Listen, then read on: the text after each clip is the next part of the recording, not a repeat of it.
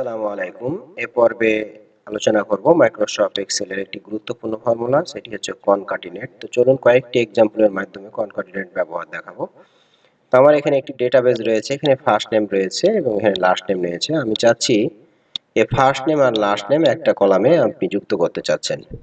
তো এটি করতে চাইলে আপনি ফর্মুলা দিয়ে করতে পারবেন বা ফর্মুলা ছাড়াও করতে পারবেন। তো আমি ফর্মুলা দিয়ে করলাম, কনকাটিনেট দিয়ে সহজেই করতে পারবেন।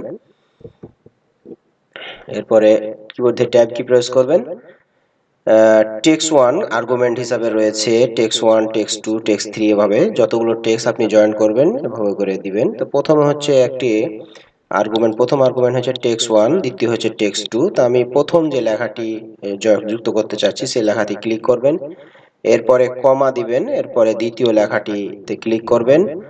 এরপরে যদি আরো এভাবে যদি যত লেখা আপনি সংযোগ করতে চান, আপনি কমা দিয়ে আপনি সেলগুলোতে ক্লিক করবেন, এরপরে কিবোর্ড থেকে এন্টার কি প্রেস করবেন। দেখুন লেখাগুলো যুক্ত হয়ে গেল। কিন্তু এখানে একটু খেয়াল করেন যে আপনি লেখাগুলো যুক্ত করার সময়তে আপনার দুইটি শব্দে ফার্স্ট নেম এবং লাস্ট নেমের মিডলে কোনো ফাঁকা অংশ নাই, অর্থাৎ কোনো স্পেস নাই। তো স্পেসটা অ্যাড করবেন কিভাবে? তো স্পেসটা অ্যাড করতে চাইলে আপনি আবার পুনরায় কনকাটিনেট ফাংশনটি লিখুন, ট্যাব কি প্রেস করুন, ফার্স্ট টেক্সট 1 ফার্স্ট নেমটা নিলেন, এরপরে কমা, টেক্সট 2 তে আপনি স্পেস অ্যাড করবেন, তাহলে ডাবল ইনভার্টেড কমা স্পেস আবার ডাবল ইনভার্টেড কমা, এরপরে কমা, টেক্সট 2 তে আপনি স্পেস অ্যাড করবেন এবং টেক্সট 3 হিসাবে লাস্ট নেমটাতে আপনি ক্লিক করবেন, এরপরে কিবোর্ড থেকে এন্টার করবেন। দেখুন ফার্স্ট নেম আর লাস্ট নেমের মিডলে একটি স্পেস চলে এসেছে। তো এইটা ফর্মুলা দিয়ে করলেন। ফর্মুলা ছাড়াও কিন্তু এম্পারসেন্ট দিয়ে জয়েন করা যায়। আপনি সমান প্রেস করবেন, ফার্স্ট নেম, এরপরে এম্পারসেন্ট, ডাবল ইনভার্টেড কমা স্পেস আবার ডাবল ইনভার্টেড কমা আবার এম্পারসেন্ট এবং দ্বিতীয় লেখাটিতে ক্লিক করবেন, এরপরে কিবোর্ডে এন্টার প্রেস করবেন। দেখুন আপনার এটি ফর্মুলা ছাড়াও এম্পারসেন্ট ইউজ করে আপনি ফার্স্ট নেম এবং লাস্ট নেমটাকে যুক্ত করতে পারবেন। দ্বিতীয় আরেকটি উদাহরণ দেখাই। তো আপনি চাচ্ছেন যে এখানে একটি তারিখ রয়েছে, আমি তারিখের পূর্বে আমি এই লেখাটা চাচ্ছি যে দা ডেট ইজ কোলন থাকবে এবং তারিখটাকে আমি এই ফরম্যাটে দেখতে যাচ্ছি যে মাসের নাম থাকবে 3 অক্ষরের এবং পুরো ইয়ারটি থাকবে। তো এই ফরম্যাটটি করতে গেলে আপনি কি করবেন? তো আপনি সমান প্রেস করবেন প্রথমে এবং কনকাটিনেট ফর্মুলাটি টাইপ করবেন, কিবোর্ড থেকে ট্যাব কি প্রেস করবেন অথবা পুরোটাই আপনি ফাংশনটি লিখবেন, এরপর ডাবল ইনভার্টেড কমা দিবেন। টেক্সট 1 এ আমি লেখা চাচ্ছি যে দা ডেট ইজ কোলন স্পেস আবার ডাবল ইনভার্টেড কমা, এই লেখাটা প্রথম থাকবে এবং টেক্সট 1 হিসাবে, কমা, টেক্সট 2 তে থাকবে এই ডেটটা কিন্তু একটা ফরম্যাটেড অবস্থায় থাকবে। তো ফরম্যাটিং করতে চাইলে টেক্সট ফাংশন দিয়ে করতে হবে। তো টেক্সট ফাংশন সম্পর্কে যদি ভালো ধারণা নিতে চান, আমার টেক্সট ফর্মুলার যে টিউটোরিয়ালটি রয়েছে সেই টিউটোরিয়ালটি দেখতে থাকুন। এরপরে টেক্সট ফাংশনের দুইটি আর্গুমেন্ট রয়েছে, একটি ভ্যালু আর একটা ফরম্যাটেড টেক্সট। ভ্যালু বলতে আপনি ডেটটাতে ক্লিক করবেন, কমা, কোন ফরম্যাটের ডেটটাকে দেখতে চাচ্ছেন ডাবল ইনভার্টেড কমার ভিতরে দিতে হবে। আমি চাচ্ছি মাস 3টি অক্ষরে থাকবে, এই জন্য 3টি এম, এরপরে স্পেস এবং পুরো ইয়ারটি পুরোটা থাকবে, যেমন 4টা ওয়াই, ডাবল ইনভার্টেড ক্লোজিং এবং শিফট চেপে থেকে ফার্স্ট ব্র্যাকেট ক্লোজিং দুইবার চাপবেন, একটি হচ্ছে টেক্সট ফাংশনের জন্য আর একটি হচ্ছে কনকাটিনেট ফাংশনের জন্য।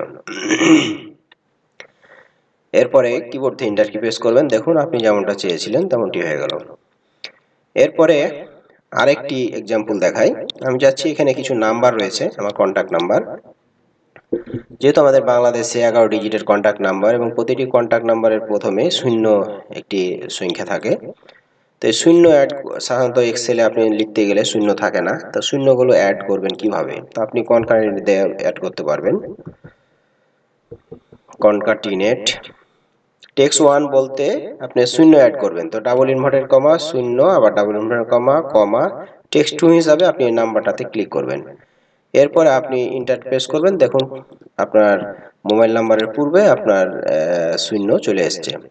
তা আপনি যাচ্ছেন কান্ট্রি কোড অ্যাড করতে পারবেন। কান্ট্রি কোড অ্যাড করতে চাইলে আপনি কনকাটিনেট ফাংশন দিয়েও আপনি কান্ট্রি কোড অ্যাড করবেন, ডাবল ইনভার্টেড কমা প্লাস 880 আবার ডাবল ইনভার্টেড কমা কমা টেক্সট 2 হিসাবে আপনি মোবাইল নাম্বারটা ক্লিক করবেন। দেখুন আপনার কান্ট্রি কোডও চলে এসেছে।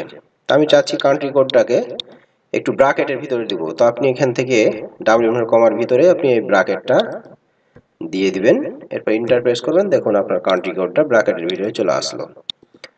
এরপরে আরেকটি লাস্ট যেটা एग्जांपल দেখাই। এখানে আমার একটি ডেটাবেজ রয়েছে, এমপ্লয়ি নেম রয়েছে, ডেজিগনেশন রয়েছে। আমি চাচ্ছি প্রত্যেকটি এমপ্লয়ির নাম প্রথমে থাকবে এবং ডেজিগনেশনটি থাকবে, নামের সঙ্গে জয়েন করতে চাচ্ছি, এবং নামের পরে অবশ্যই কমা থাকবে। তো এটি করতে চাইলে আপনি সহজে কনক্যাটিনেট ফাংশন দিয়ে করতে পারবেন। টেক্সট 1 এ আমি চাচ্ছি যে নামটা থাকবে, নামটাতে ক্লিক করবেন, এরপর কমা।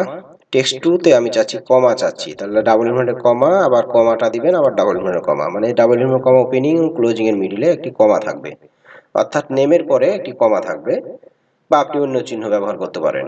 এরপরে টেক্সট 2 হয়ে গেল। এবার টেক্সট 3 নেওয়ার জন্য আপনি কমা দিবেন এবং টেক্সট 3 হিসাবে আপনি ডেজিগনেশনে ক্লিক করবেন। এরপর কিবোর্ড থেকে এন্টার কি প্রেস করবেন। দেখুন আপনার এমপ্লয়ির নাম এবং কমা, তারপরে ডেজিগনেশনটা চলে এসেছে। এরপরে কর্নারে বাম বাটনে ডাবল ক্লিক করবেন। দেখুন আপনার অটোমেটিক সবগুলো সেলে ফিল আপ হয়ে যাবে। তো আজকে দেখালাম কনক্যাটিনেটের কয়েকটি উদাহরণের মাধ্যমে কনক্যাটিনেটের ব্যবহার দেখালাম। এভাবে করে আপনি যে কোনো লেখা জয়েন করতে পারবেন। আজকে এ পর্যন্ত। আসসালামু আলাইকুম।